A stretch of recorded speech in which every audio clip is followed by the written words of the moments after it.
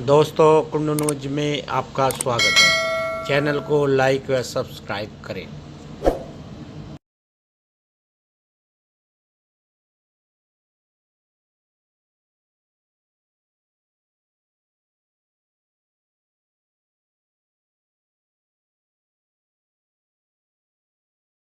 प्रयागराज महाकुंभ में श्रद्धालुजनों की भारी भीड़ है। लगभग 8 से 10 करोड़ श्रद्धालु इस समय प्रयागराज के अंदर मौजूद है। कल भी 5.5 करोड़ श्रद्धालुजनों ने महाकुंभ का स्नान किया था। ये जो भारी दबाव श्रद्धालुजनों के कारण और श्रद्धालुओं के संगम नोच पर जाने के कारण वहाँ पर एक बना हुआ है, लेकिन पूरा प्रशासन मौके पे वहाँ मौजूद है।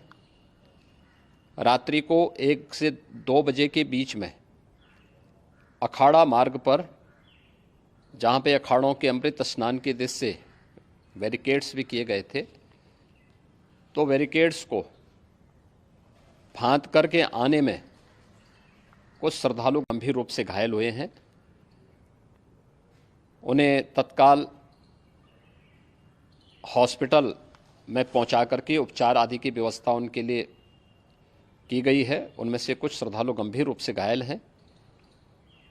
लगातार प्रशासन स्थानीय स्तर पर श्रद्धालुओं की सकुशल स्नान कराने के दृष्टि से रात्रि को कल सायंकाल 6:30-7 बजे से ही मौनी अमावस्या का मुहूर्त प्रारंभ होने के बाद से ही लगातार लगा हुआ है।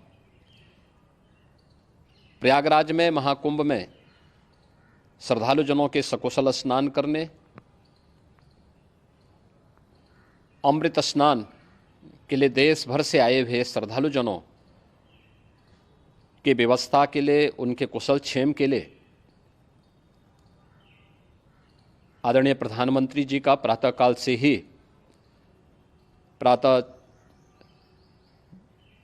से ही उनके लगभग 4 बार प्रधानमंत्री जी ने हालचाल लिया है।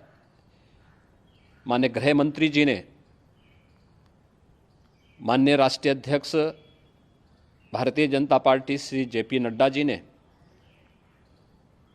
माननीय गृह मंत्री श्री अमित शाह जी ने भी, और प्रदेश की माननीय राज्यपाल श्रीमती आनंदीबेन पटेल जी ने भी लगातार जानकारी लेकर के सभी के कुशल क्षेम और सकुशल स्नान कराने के बारे में निरंतर रिपोर्ट ले रहे हैं। हम लोगों की प्रातःकाल से ही श्रद्धालुजन जो भी आए हैं वे स्नान कर सकें, इसके लिए यहाँ पे उच्च स्तरीय बैठक भी चल रही है, जिसमें मुख्य सचिव भी हैं, DGP हैं, प्रमुख सचिव गृह हैं, मुख्यमंत्री कार्यालय के अपर मुख्य सचिव के साथ साथ ADG लॉ एंड ऑर्डर के साथ साथ अन्य वरिष्ठ अधिकारीगण मौजूद हैं। प्रयागराज में हालात वर्तमान में नियंत्रण में हैं, लेकिन भीड़ का दबाव बहुत बना हुआ है। अखाड़ा परिषद से जुड़े हुए पदाधिकारियों के साथ मैंने स्वयं भी बातचीत की है।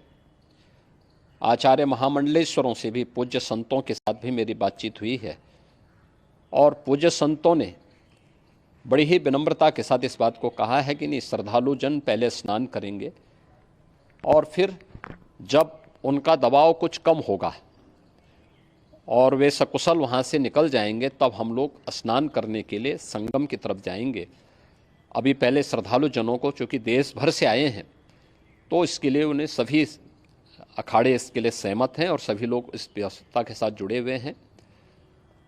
लगातार इस दिशा में हम लोगों का प्रयास है कि जो अब तक प्रातःकाल से ही आपने देखा होगा, कल मैंने बताया कि कल लगभग 5.5 करोड़ श्रद्धालु कल महाकुंभ का स्नान किए हैं, और आज प्रातःकाल तक लगभग 8:30 बजे तक 3 करोड़ से अधिक श्रद्धालु स्नान कर चुके हैं, और ये लगातार जारी है। लेकिन संगम नोच पर, अखाड़ा मार्ग पर, नागवासुकी मार्ग पर लगातार दबाव बना हुआ है और वहाँ पर श्रद्धालुजनों की सुविधा के लिए भी हर प्रकार की वहाँ पर प्रशासन पूरी मुस्तैदी के साथ लगा हुआ है।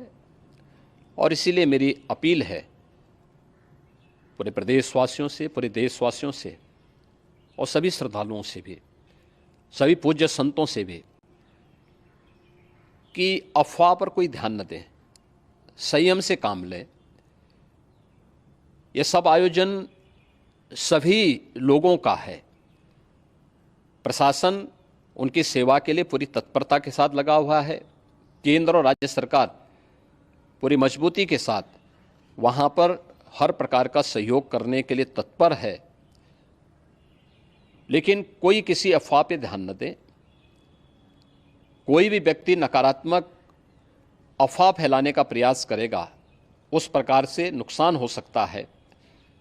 और जहाँ पर हैं आप, लगभग 15 से 20 किलोमीटर के दायरे में अस्थायी घाट बनाए गए हैं, उसमें कहीं भी वे स्नान कर सकते हैं।